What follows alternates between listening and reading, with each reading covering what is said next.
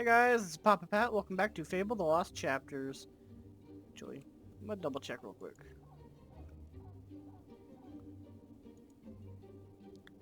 Okay, good. Good. I don't know why, but that last time, I don't know. Oh, it was my computer had an update. It automatically updated, and it automatically reset back to uh Oculus Rift microphone. You have uncovered the glyphs. Very good. It is time we awoke the Oracle from its deathly slumber.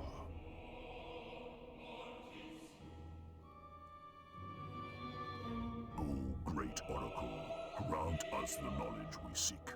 What evil rises in this land?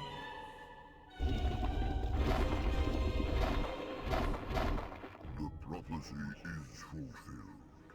The guildsman is here. You follow the footsteps of the one who bore the mask you carry. Jack of Blades has awakened the dormant power of the Summoners. He has used the blood of your family to feed his new shell beyond the Bronze Gate. But now his soul mask is in your hands. You must use it to feed the Archon's shrine and open the gate. Go now and face your destiny. So, Jack has cheated death once more. Never have we encountered a being like him. I do not envy you. The Bronze Gate has long been a symbol of doom in this land. Return to Briar Rose at the shrine. Perhaps she can tell you how to use Jack's soul mask. I must return to the guild. May fate smile on you.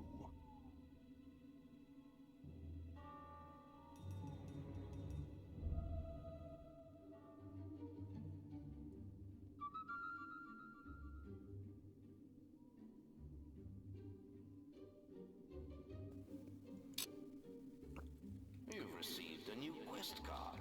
So now you can ask them questions Are you and there? whatnot. We heard what the Oracle said. Meet me at the Archon's shrine in the Northern Wastes. I've made some progress with the inscriptions. Oh yeah, well, maybe I have to be up here on the podium. Which is literally what the tutorial said to do. What do you want? Have you heard? The Oracle is awake. I only wish I knew the expressions needed to question it. But wait, aren't you the one who found the glyphs? What are you waiting for? Use your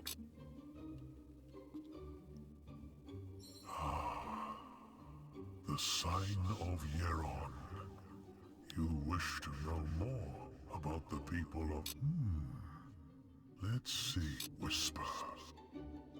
The people of Albion can be fickle in their affections, and Whisper's inglorious defeat in the arena stripped her of any repute she may have once possessed. For many, she would never grow out of the immense shadow of her brother Thunder.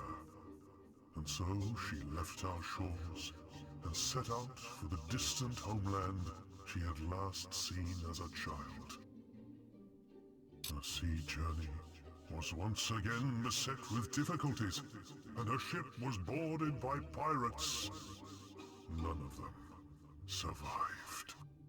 She arrived at shores she barely remembered, with nothing but her own strength. Yet now, she is beloved as a true hero among her own people. I shall tell you, Teresa. After walking out of the Chamber of Fate, Teresa fled to the mountains, climbing alone to their summit. There, she was taken in by Palgan, an old will user from the lands to the east.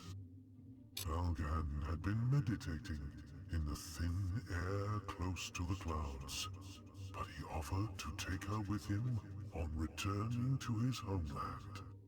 One night, Teresa awoke to find him performing a ritual above her, in an attempt to steal her prophetic powers. She killed him and used the amulet that had transported him halfway across the globe. She lives in the East now, haunted by her past only in rare nightmares. Why don't I share with you my not the Guild Master? He may be known for his calm poise, as a stern authority rather than an adventurer. But this was not always so. In his youth, when he went by the name of Weaver, he was part of a cluster of heroes, Maze among them, who rebelled against the previous guild regime and its resolution of offering only virtuous quests. Much blood was spilled in this short revolt in the name of freedom, leaving the number of heroes already rare in a world of diminishing will presence at its lowest for centuries. It was Scythe who proposed Weaver as the new Guildmaster, seeing in him the serene and impartial man he would become.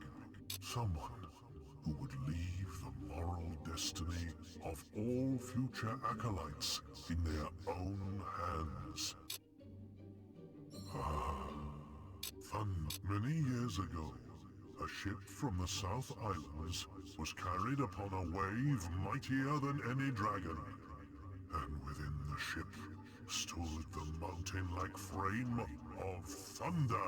It was a storm as none aboard had ever seen, but the great warrior was concerned with one thing only: quelling the cries of a child, his young sister, Whisper. The wave bore the vessel across vast expanses of ocean and into a nest of krakens. Thunder cast down lightning upon them, and gathering Whisper in his arms, dove into the waters. As he swam, they heard the screams of dying men and the sounds of timber torn apart behind them. It was 2 days before they reached the shores of Albion, leaving their home as far off as a dream. Briar, born into a noble family, Briar's early childhood was one of luxury and plenty. But once her strength and unique abilities began to manifest themselves, her world fell apart. Her mother died in an accident Briar could do little to prevent. Yet her grieving father cast her out, and she was left to fend for herself. She has made the guild her home, and it is in its books that she has found the companionship she has. It was her burning quest for knowledge that sent her on journeys far beyond Albion, during the time you made your mark in this world. But she is here to stay now. Perhaps Scythe. There is little I can tell you of Scythe's origins, for such knowledge is a mystery even to me. Yet, he is much more ancient than any of this time would believe possible, and has walked this world since long before the guild existed. It has been centuries since he's been personally involved in any action. But of those among us, only Jack of Blades has seen and done more. But you and Maze had more in common than you ever realized. He too was left alone as a child. He watched his parents torn apart by Bulverines as they walked through the beasts were about to turn on him when 3 warriors crashed into the clearing. 2 of them were guild heroes. The third was Jack of Blades. In an instant, Jack slew the Bulverines in a show of strength, then killed the heroes. Maze carried this debt all his life. It burdened his every action, and in the end, destroyed him. I know. The archaeologist, the one who called himself the archaeologist, was one of the few with a true academic, but he was also a mine of disinformation, gathered from unreliable and sometimes contradicting sources. And he was too cowardly to delve far enough. After his kidnapping by minions, he fled to the cities of the West. He hasn't opened a book or stepped. Perhaps whisper the people of Albi for mercy.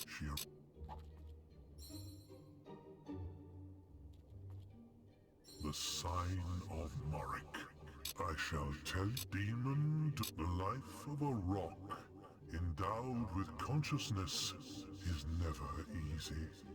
But mine is to collect stories, to be a keeper of ancient secrets past, and that of demon doors is to safeguard the riches that lie behind them, and to invent games and riddles to test those who seek them.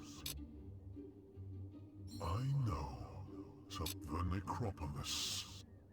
The place they call the Necropolis was not always a city of ghosts and relics. Yet, there was one among them who was not so satisfied. The very next day, the riches he had desired were his. But he wasn't able to enjoy. A vast force from beyond this world swept the city and wrought utter devastation. Some still wander the streets, shadows of their former selves, forever condemned by the... Why don't I the ship? When the Old Kingdom constructed the Hook Coast Lighthouse, they did so to house a magical... The beating of its powerful pulse summoned a ship from the depths of time. Sunken, this ship could carry the traveler to any part of the world, no matter how remote or inaccessible. But it would take a steely soul to withstand the desperate solitude of the journey. The Singing Sword. One of Albion's oldest fables is the tale of a sword whose enormous powers were matched only by the perfect pitch voice with which it would sing battle songs. But in some versions of the myth, it was its dreadful lack of tune that would defeat whole armies. This has led some scholars to believe that the tale has its roots in Temmin's, the worst bard ever to exist. He, who once killed an old hero by regaling him with a monstrously bad... Unfortunately, it is only a fable, and such a sort... Why don't I... The gods. Though many worship these so-called gods, the temples to Skorm and Arvo can only be dated as far back as 400 years ago. He uncovered 2 locations in Albion where the will was particularly strong. In one of them, it tended towards good, healing those who stood there. In the other, it tended towards evil, filling the mind of its visitors with horror and violent urges. The trader saw an opportunity. He would create 2 temples to 2 opposing gods and demand gold from those who felt their power. In time, people came to believe in the existence of Skorm and Arvo, but they are nothing but... I know, demon, the life of a mad. The sign of Kalran. The first Balverine was born of the bite of a creature far more terrible, the Balvorn, who dwelt upon this world when gods and demons were still the primary force. When men first started to walk amongst them, the Balvorn would feast on the flesh of thousands at a time. Only once did a human survive such an attack. He became the first Balverine, and his curse has survived to this day. If Krakens had existed on land as the first trolls did, or in the air as the greatest dragons did, they would be as rare as most other creatures from the age before man. But they dwell in the deep, unexplored mysteries of the sea, and there they have survived since their creation in the War of the Gods. There is much in the vast depths of the ocean that is unknown to the people of Albion, and its people should pray it stays that way. I shall tend this. Many strange creatures have walked upon this world since its birth. Yet, the historians who found some of their remains are responsible for one which never existed. The fabled sand goose. Joining the remains of various beasts, they hypothesized that this flightless bird was the size of a house, lived primarily in deserts, and was able to speak a variety of languages. There are those who still believe in its existence, but why don't I scream? These unfortunate beings were once men, will users who dared to oppose Jack of Blades. They were cursed, never to find rest, except by torturing the souls of the dead and feeding on the life force of the living. But their true nature is only hinted at in our reality. Their true power is in the realm of death, where souls must pass before reaching their place of torment or peace. Every person who dies in this world must escape their screams before finding their own rest. I shall tell summoned unseen for almost as long as the old kingdom has been gone. These creatures were once the scourge of Albion. A will user called Havoc, cast out by the Archon for his use of dangerous dark magics, created these colossal beings by reanimating the dead bodies of fallen warriors. People throughout the kingdom learned to fear Havoc, and though it was the magician himself who was the summoner, his creations soon earned that title through their ability to appear out of nothing as they brought forth total devastation. Balver the first when owned.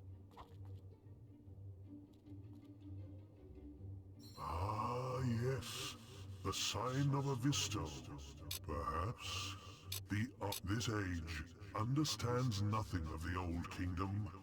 Archon is a name that has passed down many generations, a lineage of powerful kings united by a unique bloodline and by possession of the Sword of Aeons. When Jack found it, it was a ghost of the weapon it once was, and the name of Archon has become so detached from the realities of those kings that it is meaningless among the modern men. But the first Archon still casts his shadow in this world, a world that would not even exist had he not wrested it from the gods it belonged to before the Age of Man. Hook. In the early years of the kingdom, a group of monks retired from the thriving cities that were appearing everywhere and settled in the harshest place they could find, founding an abbey on a distant shore.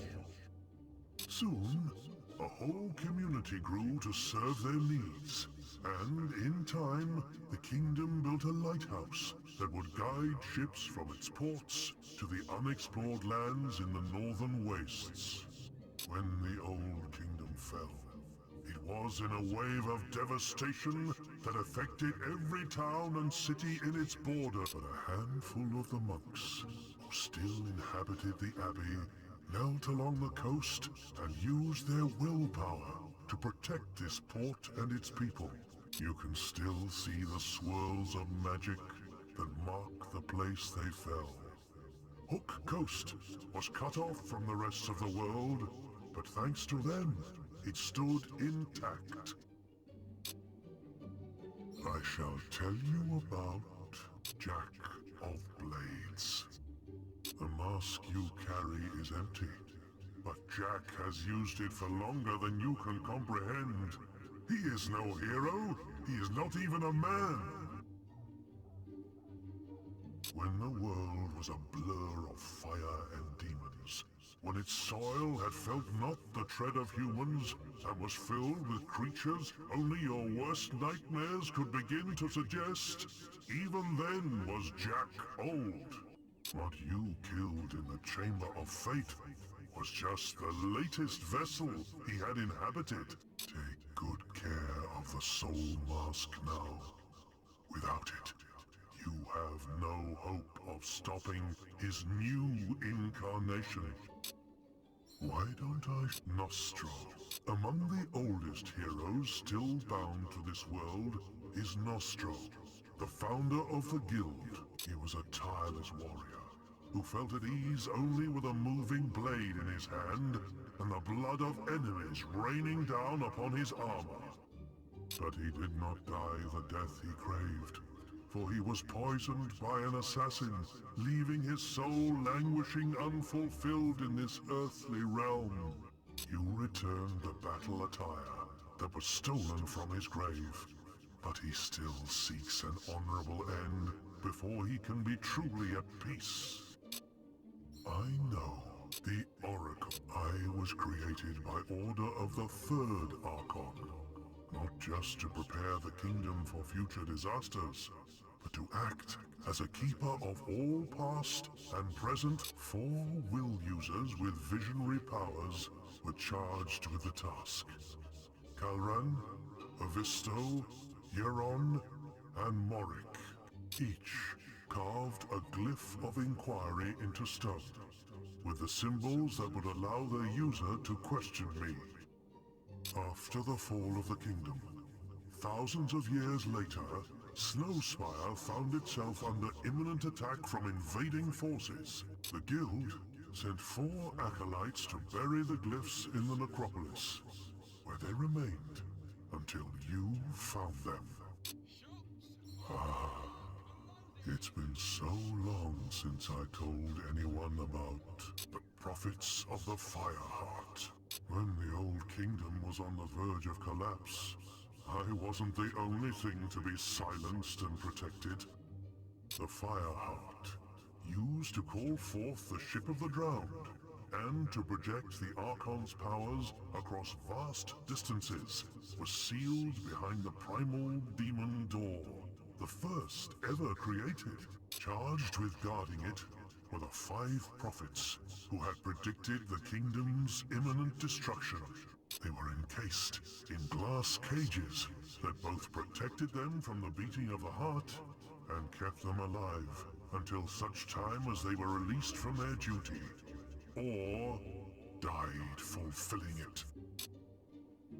Perhaps the town of Snowspire was once but one of many thriving cities in the northern wastes, and its lost bay served as the furthest port in all of the Old Kingdom.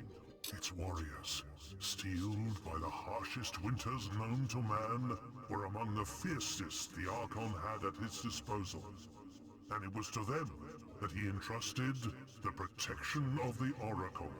But when the kingdom fell, Snowspire and all that surrounded it was beset by invading hordes. The Cullis gates were silenced, and the people of the North were cut off from all living beings beyond the icy seas of its coast. I know the Archon, this age, and the Nepata. Alright, well that's all of You them. can learn a lot. Well, that's gonna be it for this this episode. It's just a small short one to show off the Oracle and his stories. Normally I don't do stuff like this, but today I feel like I just kind of wanted to. So there you go. There's the Oracle and his stories. Um, go ahead and leave me a like, comment, subscribe. Let me know if there's anything I'm doing wrong. Let me know if there's anything that I could be doing right or better. Until next time, this has been Papa Pat, and I'll catch you guys next time.